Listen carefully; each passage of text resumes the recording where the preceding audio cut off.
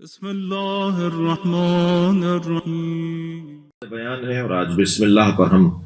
غور کریں گے، اور مجھ جیسا ایک فضاعت اور ایک معمولی طالب علم بھی بسم اللہ الرحمن الرحیم پر ایک سے زیادہ نشستوں کے لیے حاضر رہ سکتا ہے، لیکن ہمارا ارادہ نہیں ہے کہ ہم آج کے بعد والی نشست میں بھی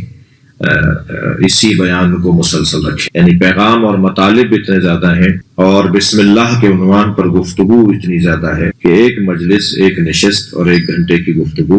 اس کے لیے ناکافی ہے، مگر ہم کوشش کریں گے کہ آج ہی اسے مکمل کر دیا جائے، یعنی بسم اللہ الرحمن الرحیم پر غور اپنا جتنا کر سکتے ہیں اتنا کر لیں۔ میرا ایک سوال، قرآن کے طالب علموں سے ایک سوال، اور الحمدللہ ہم سب قرآن کے طالب علم ہیں، جب تک ہم زندہ ہیں اور ہمیں ہمارے سانس آ جا رہے ہیں تو ہمیں قرآن کی طالب علمی کا شرف حاصل ہے۔ قرآن کے طالب علموں سے سوال یہ ہے کہ اگر ہر سورے کی بسم اللہ علیحدہ ہے، جو میں نے ابھی کہا، اور فقہا اور علماء امامیہ کا یہی کہنا ہے، اور یہ مجالس تفسیر قرآن، عشرہ مجالس تفسیر قرآن طبق تعلیمات اہل بیت ہو رہی ہیں، تو جب اہل بیت کی تعلیمات کے مطابق تفسیر قرآن کا بیان ہے تو پھر ہم بات بھی وہی کریں گے جو اہل بیت کا مسلک، مکتب، فکر، نظریہ کہتا ہے۔ تو جب ہر سورے کی بسم اللہ علیحدہ ہے تو یہ چھپا ہوا قرآن ہے، مثال کے طور پر کسی بھی ادارے کا، کسی بھی علاقے کا، اور آپ جو مفسرین اہل تشیع ہیں ان کے ترجمے بھی آپ دیکھ لیجئے جا کر، بسم اللہ الرحمن الرحیم پر آیت کا پہلا نشان نہیں لکھا ہوا۔ ابھی آپ کی وہ ہے کہ آپ پریکٹیکل نہیں کر سکتے، لیکن آپ مجھ پہ یقین کر لیجئے اور گھر جا کے دیکھ لیجئے گا، اور ایسا آپ نے دیکھا بھی ہوگا۔ یہاں بسم اللہ الرحمن الرحیم کے اوپر نمبر 1 نہیں لکھا ہوا، آیت نمبر 1 لکھا ہوا ہے الف لام را تلک آیات الکتاب المبین، سورہ یوسف کی جو پہلی آیت بظاہر ہے اس پر 1 نمبر نشان لگا ہوا ہے، یعنی پہلی آیت وہ ہے۔ ہم ابھی کہہ رہے تھے کہ بسم اللہ اس سورہ کی آیت، تو یہاں بسم اللہ پر نشان نہیں لگا ہوا، مگر اسی قرآن میں جب آپ سورہ الحمد میں جائیں گے تو سورہ الحمد کے اندر بسم اللہ کے اوپر پہلا نشان لگا ہوا، یعنی سورہ الحمد میں بسم اللہ الرحمن الرحیم پہلی آیت ہے، الحمدللہ رب العالمین دوسری ہے، الرحمن الرحیم تیسری ہے، مالک یوم الدین وہ گنیے چوتھی ہے، ایاک نعبد و ایاک نستعین پانچویں ہے، اہدنا الصراط المستقیم چھٹی ہے، صراط الذین انعمت علیہم غیر المغضوب علیہم ساتویں ہے، یعنی بسم اللہ ملا کر یہ 7 آیتوں والا سورہ۔ مگر سورہ یوسف، اچھا سورہ بقرہ اسی کے برابر میں شروع ہو رہی ہے، سورہ بقرہ میں بسم اللہ الرحمن الرحیم کے آغاز میں بسم اللہ کے اختتام پر، یعنی سورہ کے آغاز میں بسم اللہ کے اختتام پہ 1 نمبر، آیت نمبر 1 نہیں لکھا ہوا، مگر الف لام میم پر 1 نمبر، ذالک الکتاب لا ریب فیہ ھدی للمتقین نمبر 2، آیت نمبر 2۔ یہاں بسم اللہ سورہ الحمد میں بسم اللہ 1 آیت ہے، سورہ بقرہ میں بسم اللہ 1 آیت نہیں، اور پھر ایسے قص لہٰذا آپ آگے چلے جائیے پورے قرآن کے جتنے بھی سورہ قرآن مجید کے ہیں ان میں بسم اللہ کو 1 آیت شمار نہیں کیا گیا ہے، یعنی جب بسم اللہ کے بعد والی آیت کو نمبر 1 شمار۔ اس طرح 114 سورے ہیں تو 114 بسم اللہ ہونی چاہیے، 114 ہی ہیں بسم اللہ، مگر سورہ مبارکہ توبہ کی آغاز میں بسم اللہ نہیں ہے،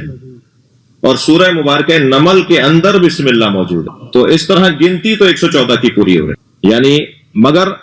سورہ توبہ کے اوپر بسم اللہ کیوں نہیں ہے؟ اس لیے کہ عذاب کی آیات سے متعلق ہے، تو سورہ نبا کیا ہے؟ آیات عذاب کی آیات پر مشتمل نہیں ہے، تو کیا ہے؟ سورہ نبا میں بھی بسم اللہ نہیں ہونی چاہیے تھی، یعنی اگر کوئی یہ کہہ دے بسم اللہ کی گفتگو ہو رہی ہے، بسم اللہ ہو رہی ہے، صلوات پڑھے گا محمد اور ماہ مبارک ہے اور رمضان کا مہینہ ہے اور قرآن پہ غور اور تدبر کا مہینہ ہے، قرآن پڑھنے کا مہینہ ہے، تو اگر بسم اللہ ہر سورے کا جز ہے تو ایک تو ہر سورے کے آغاز میں بسم اللہ کو خود 1 آیت شمار کیا جاتا جو سورہ الحمد میں شمار کیا گیا، مگر باقی سوروں میں نہیں کیا گیا۔ پھر 114 سورے ہیں تو 114 بسم اللہ ہونی چاہیے، مگر سورہ توبہ کے اوپر بسم اللہ نہیں لکھی ہوئی، اور سورہ نمل کے اندر 2 دفعہ بسم اللہ ہے، یعنی آغاز میں بھی بسم اللہ ہے اور اندر بھی بسم اللہ، انہو من سلیمان انہو بسم اللہ الرحمن الرحیم، جب بلقیس کو انہوں نے خط لکھا حضرت سلیمان نے، تو جو خط لکھا تھا اس کا آغاز انہوں نے انہو من سلیمان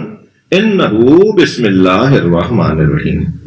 یہ سلیمان کی طرف سے ہے، اور یہ ہے بسم اللہ الرحمن الرحیم کے ذریعے۔ خط جو انہوں نے آغاز کیا نا خط لکھنے کا، تو اس طرح سے خط لکھا۔ تو وہاں بسم اللہ 2 مرتبہ ہے سورہ مبارکہ نمل کے اندر، آغاز میں بھی اور اندر بھی، اور سورہ توبہ پر بسم اللہ نہیں ہے، تو عدد تو پورا ہو رہا ہے۔ لیکن کیوں وہاں توبہ کے اوپر بسم اللہ نہیں ہے؟ اس لیے کہ توبہ جواب جو دیا گیا ہے، میں اس کے جواب کا جواب دے رہا ہوں کہ اگر اس لیے سورہ توبہ کے آغاز میں بسم اللہ الرحمن الرحیم نہیں ہے کہ کیونکہ وہ عذاب کی آیت ہے، اور عذاب کی آیت جب پڑھی جاتی ہے تو بسم اللہ پڑھ کے نہیں پڑھی جاتی۔ یہ قرآن کی تلاوت کے آداب میں سے ہے کہ جب عذاب کی آیات آپ پڑھنے لگیں تو بسم اللہ نہیں پڑھیے گا، کیونکہ اس میں برکت نہیں چاہیے۔ ہاں، اگر رحمت، مغفرت، جنت کی باتیں ہو رہی ہوں، ایک سال بات پڑھ لیں ذرا محمد رحمتوں اور برکتوں کی بات ہو، وہاں بسم اللہ سے بات شروع کی جائے۔ تو اگر یہی قاعدہ ہے، یہی قانون ہے، اور ہے یہی قاعدہ ہے، تو پھر اور بھی تو بہت سے سورے ہیں کہ جن کا آغاز عذاب کی آیات پر مشتمل ہے۔ بحث بھائی یہ نہیں ہے، مسئلہ اصل میں یہ نہیں ہے، یہ میں نے تھوڑا سا سجایا ہے، بنایا ہے، منتقل کیا ہے اپنے پیغام کو کہ یہ اصلی مسئلہ کیا ہے، کیوں اچھا وہاں تو قرآن مجبوری تھی ان کی کہ یہ بسم اللہ کے ساتھ بسم اللہ لگاتے، سورہ الحمد کے ساتھ بسم اللہ لگاتے، کہاں الحمدللہ رب العالمین میں مجبوری تھی کہ یہ سورہ مبارکہ الحمد کے آغاز میں بسم اللہ کو گنتی میں لاتے، اس لیے کہ ایک اور آیت میں سورہ ہجر کی ایک آیت میں، اور آیت کا نشان ہے 87 نمبر آیت میں، سورہ ہجر کی 87 نمبر آیت میں اللہ نے کیونکہ سورہ الحمد کو 7 مثانی کہہ دیا، یعنی 7 آیتوں والا سورہ، تو اگر بسم اللہ کو ہٹائیں گے تو 6 آیتوں پر ہے سورہ، وہ سورہ 6 آیتوں پر ہے، بسم اللہ کو جوڑیں گے تو 7 آیتیں بنیں گی، کیونکہ ایک اور جگہ اللہ نے سورہ الحمد کو 7 آیتوں والا سورہ کہا ہے، تو مجبور ہو کر بسم اللہ کو جوڑ لیا، ماننا پڑا، اللہ نے منوایا کہ بسم اللہ سورے کا حصہ ہے۔ اور جگہوں پر کیوں نہیں بسم اللہ کو مان رہے، وہ ہے بغض علی، بغض علی کی وجہ سے، مولا علی کے بغض کی وجہ سے سوروں میں سے بسم اللہ کی گنتی ختم کر دی۔ میں دلیل دوں گا، بات کروں گا، تفسیر کے بیان ہے، یہ صرف نعرہ لگانے والا مجمع نہیں ہے، یہ سمجھنے اور سننے کے لیے ہے، اور دلیل سے بات ہوگی۔ سارے سوروں کے آغاز سے بسم اللہ کو ہٹا دیا، اور عجیب بات ہے بغض علی میں یہ بغیر بسم اللہ کے نماز پڑھتے ہیں، نماز شروع کر دیتے ہیں اور بسم اللہ نہیں پڑھتے۔ وہ نماز کیا نماز جس میں بسم اللہ نہ ہو؟ آپ جا کے پڑھ لیجئے گا، میں پڑھتا ہوں، صلوات پڑھے گا محمد وآلہ، میں مصلحت امت کی خاطر پڑھتا ہوں نماز ان کے پیچھے، میں حکم فقہا کی خاطر پڑھتا ہوں ان کے پیچھے نماز، مگر وہ بسم اللہ نہیں پڑھتے، جی کعبے میں نہیں پڑھتے، کہیں نہیں پڑھتے۔ ممکن ہے آج والے جو نہیں پڑھ رہے ان کے ذہن میں بغض علی نہ ہو، مگر جنہوں نے انہیں لائن پہ لگایا ہے اور بسم اللہ کے بغیر نمازیں پڑھوائی ہیں، نماز ہی بسم اللہ کے بغیر ہے۔ میرا مزاج آپ جانتے ہیں، میں متعصب مولوی نہیں ہوں، میرا مزاج آپ جانتے ہیں کہ میں سنی شیعہ اتحاد کا صرف قائل نہیں ہوں بلکہ مروج اور محرک، صرف قائل نہیں ہوں، محرک بھی ہوں اور مشوق، اور چاہتا ہوں کہ یہ کام آگے بڑھے۔ مگر عجیب بات نہیں ہے، شاید یہ جو آج بسم اللہ کے بغیر نمازیں پڑھ رہے ہیں انہیں شاید بغض علی نہ ہو، شاید نہ ہو، میرے لیے مشکل ہے کہ میں ان پر یہ الزام لگاؤں، لیکن جنہوں نے انہیں لائن پر ڈالا ہے اس کے ذہن میں بغض علی تھا، اس کے ذہن میں بغض علی تھا، اس لیے کہ جب توجہ مولا علی یہ فرمائے کہ اے ابن عباس قلم کاغذ اٹھاؤ، میں تمہیں بسم اللہ کی تفسیر سناؤں، اور اے ابن عباس 70 اونٹ بھی اگر کاغذوں سے بھر جائیں گے تو بسم اللہ کی تفسیر مکمل نہیں ہو۔ اور ابن عباس کہتے ہیں کہ میں کاغذ قلم لے کر بیٹھا تھا اور علی مجھے لکھوانے بیٹھے، بعد از عشاء ہم لکھنے بیٹھے اور علی مجھے لکھوا رہے تھے، لکھو بسم اللہ کی یہ تفسیر ہے۔ اور صبح کاذب کے آثار نمودار ہونا شروع ہوئے، صبح صادق آمد تھی، پھر بھی علی نے کہا اب نماز فجر کا وقت ہو گیا، اس لیے قلم روک دو ورنہ بسم اللہ کی تفسیر سے زیادہ ہے۔ ساری رات ہم بسم اللہ کی تفسیر سنتے رہے، میں سنتا رہا، علی لکھواتے رہے، میں لکھتا رہا، مگر بسم اللہ کی تفسیر مکمل نہیں ہوئی۔ اور پھر فرمایا کہ اے ابن عباس سارے قرآن کا جو نچوڑ ہے وہ سورہ مبارکہ الحمد میں ہے، اور سورہ مبارکہ الحمد کا جو دم اور طاقت اور اسارہ اور خلاصہ ہے وہ بسم اللہ الرحمن الرحیم میں، اور بسم اللہ کی جو طاقت ہے وہ بائے بسم اللہ میں، اور فرمایا انا نقطۃ تحت الباء، اور بے کے بسم اللہ کی بے کے نیچے کا نقطہ میں علی۔ میں آج اتفاق سے آپ کے سامنے بیان کرنے کی غرض سے تیاری کچھ پرانی ہے، کچھ نئی تیاری کرنی ہوتی ہے، جب اس طرح کی نشستیں ہوتی ہیں تو آج ایک مرتبہ اور اپنے مطالب میں اور اپنے علم میں اضافے کے لیے مطالعہ کر رہا تو حضرت آیت اللہ روح اللہ الموسوی الامام الخمینی کا ایک بیان مجھے نظر آیا اس بسم اللہ کے حوالے سے، اور بسم اللہ کی تفسیر کرتے ہوئے انہوں نے اس حدیث کو مولانا اس مولا کے فرمان کو انا نقطۃ تحت الباء اس کے اوپر کچھ دیر گفتگو فرمائی، کیونکہ مطلب ان کا ہے، گہرائی ان کی ہے، پیغام ان کا ہے، تو انہی کے نام سے بیان کروں گا۔ اگرچہ اس حدیث کی سند پر قیل و قال ہے، اب جو ان کے الفاظ، اگرچہ اس حدیث کی، ظاہر ہے میں بھی جب بات کر رہا ہوں تو یہ 4 تو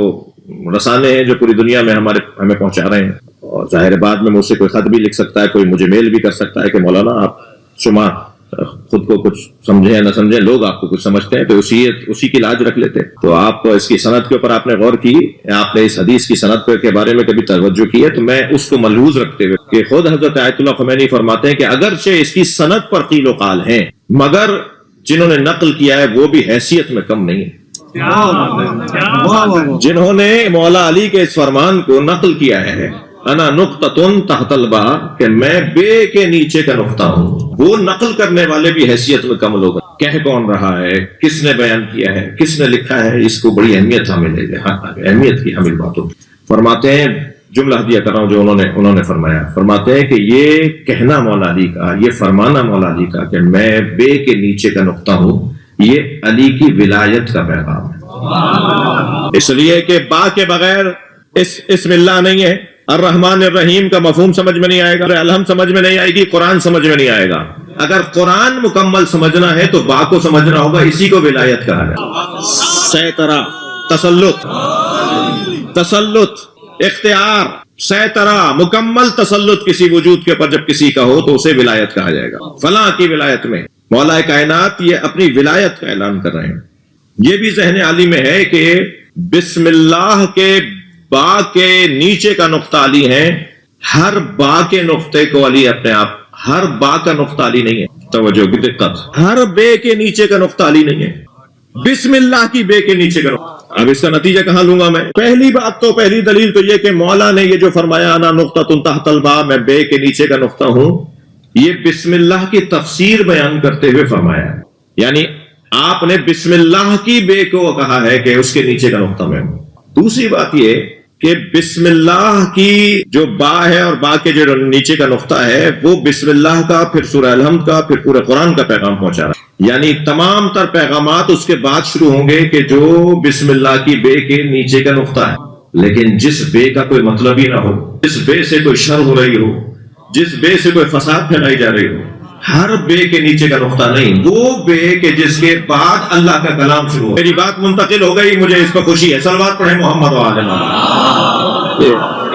اب دیکھیے بے کے 3 معنی بیان کیے علماء کرام، تشریف فرمائے، صاحبان دقت بیٹھے ہیں، عربی گرامر سے وابستہ لوگ تشریف فرمائے، دینی مدارس کے چند شخصیات تشریف فرمائے۔ با کی 3 قسمیں ہیں، جیسے من کی بھی کچھ قسمیں ہیں، الا کی بھی کچھ قسمیں ہیں، فی کی کچھ قسمیں ہیں، یہ با کی 3 قسمیں، بائے استعانت، بائے مصاحبت اور بائے ابتدا۔ یعنی با جہاں لکھا جاتا ہے تو اس سے مراد ہوتا ہے کہ میں ابتدا کرتا ہوں اللہ، اب مثلا بسم اللہ کو لے لیجیے، اگر با یہاں بسم اللہ کے نیچے کی با ابتدا کے معنی میں ہے تو ترجمہ کیا ہوگا؟ مصاحبت کے معنی میں ہے تو ترجمہ کیا ہوگا؟ استعانت کے معنی میں ہے تو ترجمہ کیا ہوگا؟ کیا ترجمہ کریں گے ہم بسم اللہ کا؟ اگر وہ ابتدا کے معنی میں ہے، آپ میری اس گفتگو سے خفا تو نہیں ہو رہے ہیں؟ اگر استعانت کے معنی میں ہے تو کیا، ابتدا کے معنی میں کیا؟ تو ابتدا کے معنی میں اگر ہم با کو لیں گے مراد تو ترجمہ ہوگا کہ ابتدا کرتا ہوں اللہ کے نام سے جو رحمان اور رحیم ہے۔ لہذا جہاں کہیں آپ کو یہ ترجمہ لکھا ہوا نظر آئے وہ ترجمہ غلط نہیں ہے۔ ابتدا کرتا ہوں اللہ کے نام سے، اللہ کے جو رحمان اور رحیم ہے، یہ ہوا ابتدا کے معنی میں با۔ اور با اگر مصاحبت کے معنی میں ترجمہ ہوگا کہ اللہ کے نام کے ساتھ جو رحمان اور رحیم ہے شروع کرتا ہوں۔ مصاحبت کے معنی میں اللہ کے جو رحمان اور رحیم ہے اس کے نام کے ساتھ، اللہ جو نام ہے جو رحمان اور رحیم ہے اس کے ساتھ شروع کرتا ہوں، ابتدا کے معنی میں۔ اور اگر استعانت کے معنی میں ہو تو ترجمہ ہوگا کہ میں اللہ کے نام کی مدد سے شروع کرتا ہوں، ترجمہ ہوگا میں اللہ جو رحمان و رحیم ہے اس نام اللہ کی مدد سے شروع کرتا ہوں۔ اور با، یہ مدد کا کہاں سے پیغام ملا؟ با سے۔ با کون ہے؟ علی۔ میں بے کے نیچے کا نقطہ ہوں جی. نقطہ تمام تر معلومات کو اگر سمیٹا جائے تو وہ نقطہ بن جاتا ہے. میں جدید سائنس اور آج کے سوشل میڈیا اور آج کے کمپیوٹر کے اوپر نہیں جاؤں گا, وہ آپ کو مجھ سے زیادہ پتا ہے, لیکن اتنا ضرور ہے کہ نقطوں کے مجموعے سے حروف اور حروف کے مجموعے سے الفاظ اور الفاظ سے کلام اور بیان قرآن کی صورت. ہوا یہ کہ چونکہ بسم اللہ پر سب سے زیادہ تاکید مولا علی کی, یعنی علی بغیر بسم اللہ والوں کو پسند نہیں کرتے تھے. شدید آپ ناراضگی کا اظہار فرماتے تھے ان لوگوں پر جو بسم اللہ کے بغیر بات کرتے ہو. یہی میں اپنے سماج سے بھی بات کرنا چاہوں گا, اپنے معاشرے سے بھی بات کرنا چاہوں گا. ہم بڑی بڑی اہم ترین نشستوں میں اور میٹنگوں میں اور اجلاسات کے اندر بیٹھے ہوتے ہیں, جب چراغ محفل ہمارے سامنے آتا ہے تو ہم بھول جاتے ہیں کہ آغاز کلام میں بسم اللہ پڑھنا چاہیے. بسم اللہ کے بغیر ہم اپنی گفتگو شروع نہیں کرنی چاہیے. کوئی بات نہیں, اگر آپ غیر مسلموں کے ساتھ بیٹھے ہوئے ہیں تب بھی تو آپ کا یہ بولنا اللہ کی خاطر ہے. اور بسم اللہ الرحمن الرحیم پڑھنا در حقیقت اپنے آپ کو خالص کر کے اپنے مالک کے حوالے کرنا. اور جب ہم اپنے آپ کو خالص کر کے اپنے مالک کے حوالے کر دیتے ہیں تو پھر مالک کی غیب سے مددیں شروع ہوتی ہیں. وہ چاہے سیاسی نشستیں ہوں, وہ معاشی نشستیں ہوں, وہ اقتصادی نشستیں ہوں, وہ دینی ہو یا ظاہری طور پر غیر دینی نشستیں ہوں, ان میں اگر بسم اللہ سے ہم نے بات کو شروع کیا تو اس کی برکتیں وہ ہیں جو علی چاہتے ہیں, مولا چاہتے ہیں. مولا کیونکہ سب سے زیادہ, لہذا فخر الدین رازی تفسیر کبیر کے اندر کہتے ہیں کہ میں نماز میں بسم اللہ کو جہرن پڑھنے کا حکم دوں گا, اس لیے کہ علی نماز میں بسم اللہ کو اونچی آواز میں پڑھتے تھے. اور کیوں علی پڑھتے تھے اور میں علی کے پڑھنے کو کیوں دلیل قرار دے رہا ہوں, اس لیے کہ میں نے یہ حدیث صحیح پائی ہے کہ نبی نے فرمایا الحق مع علی و علی مع الحق, حق علی کے ساتھ ہے اور علی حق کے ساتھ. تو جو علی کہے گا, جو علی کرے گا وہ بات صحیح ہوگی. اور علی بن ابی طالب کا پیغام یہ ہے کہ بسم اللہ اونچی آواز میں پڑھا جائے, چاہے وہ نماز فجر کی ہو چاہے وہ ظہر کی ہو. نماز ظہر آپ خفائی پڑھتے ہیں, دھیمے لہجے میں پڑھتے ہیں, گلے میں پڑھتے ہیں, اور نماز فجر آپ جہری پڑھتے ہیں, یعنی گلے سے پڑھتے ہیں کہ سنیں آپ بھی سنیں, دوسرا بھی کوئی سننا چاہے تو سن لیں. لیکن دونوں نمازوں میں بسم اللہ کو جہرن پڑھنا, چاہے پوری نماز آپ دھیمی لہجے میں پڑھ رہے ہو, بسم اللہ علی مولا کا حکم ہے اونچی آواز میں پڑھو. اور کیونکہ کثرت سے مولا کائنات بسم اللہ کی تلاوت کرتے تھے اور بسم اللہ کو پسند کرتے تھے, اس لیے سب سے پہلے علی کے بغض میں, علی کے دشمنی میں ایک شخص نے جب مدینہ منورہ میں سرکاری نماز پڑھائی, صلوات پڑھنے ذرا محمد, جب سرکاری نماز انہوں نے پڑھائی تو انہوں نے نماز پہلی مرتبہ, کیونکہ خلفائے ثلاثہ کے زمانے میں, جو 3 حکومت خلفاء کے زمانے میں بسم اللہ وہ اونچی آواز میں پڑھتے تھے, بسم اللہ پڑھتے تھے نماز میں. یہ اہل سنت کی کتابوں سے ہمارے پاس حوالے ہیں. لیکن ایک شخص آیا اور اس نے پہلی مرتبہ سرکاری نماز میں بسم اللہ کے بغیر نماز پڑھائی, تو یہاں نماز مکمل ہوئی کہ صحابہ کرام نے آوازیں دینا شروع کی, اور آواز سب سے پہلی یہ اٹھی جس پہ دوسری آواز اٹھی, پھر تیسری آواز اٹھی, اور اس آواز میں آواز ملائی گئی, اور وہ آواز یہ تھی کہ یا فلانا اسرقت الصلاۃ ام نسیت, اینا بسم اللہ الرحمن الرحیم. صحابی محترم نے آواز دے کر کہا اے فلاں, نام لیا, نام لکھا ہوا ہے میرے پاس بھی, میں نہیں لے رہا, اے فلاں کیا تم نماز بھول گئے ہو یا تم نے بسم اللہ چرا لی ہے, بسم اللہ ہے کہاں, تمہاری نماز میں تو بسم اللہ ہی نہیں ہے. صحابہ کرام کو برا لگا اور پھر آواز پر آواز ملائی گئی, اور باقاعدہ مدینہ منورہ میں احتجاج ہوا بسم اللہ ہٹانے پر. مگر صاحب پیسے کا تو کرشمہ ہے, طاقت کا تو روب اور جلال تاریخ اس کے اوپر گواہ ہے. باقاعدہ کام کیا گیا کہ بسم اللہ کو نمازوں سے ہٹایا جائے, اس لیے کہ بسم اللہ علی سے منسوب ہے اور علی بسم اللہ کو پسند کرتا ہے. کیسا انسان ہے یہ, علی کے بغض میں اللہ کو بھی چھوڑ دیتا, اس نے علی کے بغض میں اللہ کو بھی چھوڑ دیا. یہ تو ذکر اللہ کا ہو رہا تھا. لہذا خطرناک ماحول بنا اور بسم اللہ کو نمازوں سے نکال دیا گیا, اور آج سواد اعظم بغیر بسم اللہ کے نماز پڑھتی ہے. الحمدللہ آپ کی توجہات میرے ساتھ ہیں. بسم اللہ کی فضیلت, اس کے 19 حروف ہیں, اور دوزخ کے داروغہ بھی 19 ہیں. دوزخ میں پھینکنے اور پٹکنے والے بھی جو اللہ نے فرشتے قرار دیے ہیں, جو لوگوں کو ادھر سے ادھر پھینکیں گے, ادھر سے ادھر ڈالیں گے, وہ بڑے لوگ, وہ ان کے نیچے بھی پھر پوری ٹیم ہے ان کی, وہ 19 ہیں. تو یہاں بسم اللہ الرحمن الرحیم کے 19 حروف ہیں, تو جو بسم اللہ کو کثرت سے پڑھے گا وہ 19 ان لوگوں سے محفوظ رہے گا. جن کے ہاتھ میں کل کوئی پریشانی ہماری آ سکتی ہے، یعنی ہم پریشان ہو سکتے ہیں جن کے ہاتھوں، لہذا ان سے بچنے کے لیے ایک رستہ یہ ہے کہ بسم اللہ کو کثرت سے پڑھا جائے۔ اور نبی مکرم جب معراج پہ تشریف لے گئے تو آپ نے دیکھا کہ 4 وسیع اور گہری نہریں بہ رہی ہیں، دودھ کی نہر ہے، شہد کی نہر ہے، پانی کی نہر ہے اور شراب طہورہ کی نہر ہے۔ اور ان نہروں کا جو منبع ہے اور جہاں سے وہ نکل رہی ہیں ان کا اندازہ نہیں ہو رہا کہ یہ چلی کہاں سے ہیں اور آ کہاں سے رہی ہیں۔ سرکار نے ہماری خاطر سوال کر لیا تاکہ روایت بن جائے اور آج یہاں بیان ہو جائے، ورنہ سرکار اس لیے تو سوال نہیں کر رہے کہ انہیں پتہ نہیں ہے۔ سرکار نے جبریل امی علیہ السلام سوال کر لیا کہ جبریل یہ دودھ کی، شہد کی، پانی کی اور شراب طہورہ کی جو نہریں ہیں یہ کہاں سے آ رہی ہیں؟ آئیے میں آپ کو دکھاتا ہوں یہ کہاں سے آ رہی ہیں۔ جبریل لے کے چلے سرکار کو، تو ایک جگہ اب ہم اندازہ نہیں بتا سکتے کتنا بڑا لکھا ہوتا، بسم اللہ الرحمن الرحیم۔ بسم اللہ کی میم سے پانی کی نہر بہ رہی تھی، اور اللہ کی ہے سے دودھ کی نہر بہ رہی تھی، اور رحمان کی نون سے شہد کی نہر بہ رہی تھی، اور رحیم کی میم سے شراب طہورہ کی نہر بہ رہی تھی۔ کچھ منظر بنائیے، کچھ آپ نقشہ بنائیے، کوئی ڈرائنگ بنائے گا تو کیسے بنے گی، کوئی پینٹنگ کرے گا تو کیا نظر آئے گا کہ یہ چاروں جنت کی جو